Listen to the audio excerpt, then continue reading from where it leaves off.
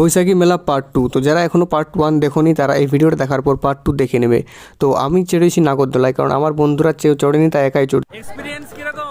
যেরকম মজা হবে ভেবেছিলাম সেরকম মজা হয়নি, কারণ নাগরদোলাটা আমাদের পুরুলিয়ার নাগরদোলা থেকে অনেকটাই ছোট ছিল।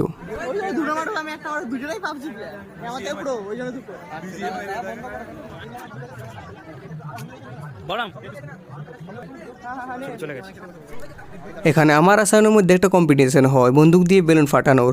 নিয়ম একেবারেই সোজা, যে যত বেশি বন্দুক দিয়ে বেলুন ফাটাবে সেই জিতবে।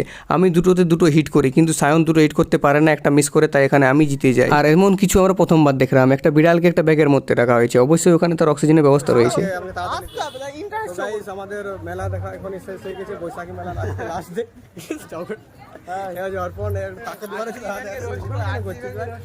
আচ্ছা ঠিক আছে, আমাদের আজকে পর্যন্ত আজকের মেলা শেষ। এরপর নেক্সট দিন যেখানে যে ব্লগ বানাবো দিবি না।